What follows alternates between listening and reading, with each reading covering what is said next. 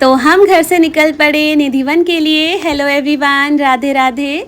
वैसे तो हमें वृंदावन में रहते हुए 1 साल से भी ज़्यादा हो गया है, लेकिन आज तक हम निधिवन नहीं जा पाए थे।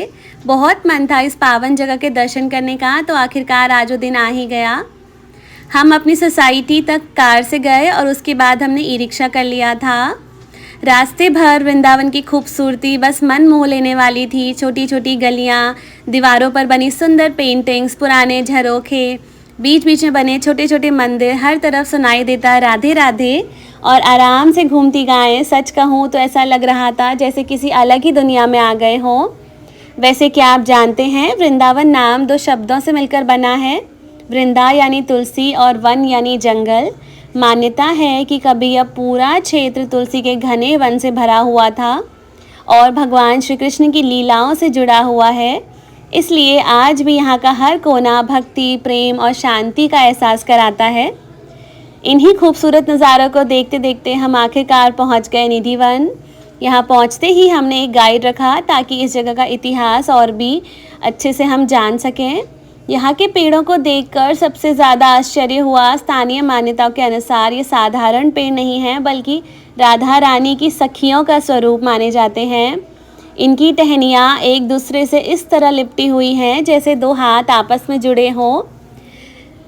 निधिवन के अंदर कई छोटे छोटे प्राचीन मंदिर भी हैं जहाँ श्रद्धालु बड़ी श्रद्धा के साथ दर्शन करने आते हैं। सबसे प्रसिद्ध है रंग महल, जिसके बारे में मान्यता है कि हर रात राधा रानी और श्री कृष्ण यहाँ विश्राम करने आते हैं। इसी वजह से आज भी रात में उनके लिए श्रृंगार, चंदन, माखन, मिश्री और जल रखा जाता है। सुबह जब मंदिर के पट खुलते हैं तो भक्तिनी इन्हें गहरी आस्था के साथ देखते हैं।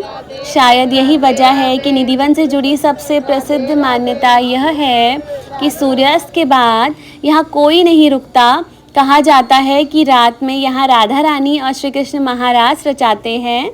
इसलिए शाम की आरती के बाद यह पूरा परिसर बंद कर दिया जाता है। यह एक धार्मिक मान्यता है जिसे यहाँ के लोग आज भी पूरी श्रद्धा से मानते हैं।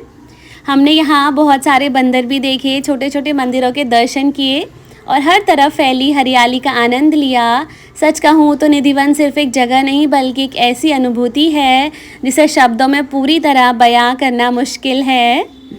तो इसी तरह दर्शन करते करते हमने आखिरकार अपनी निधिवन यात्रा पूरी करी।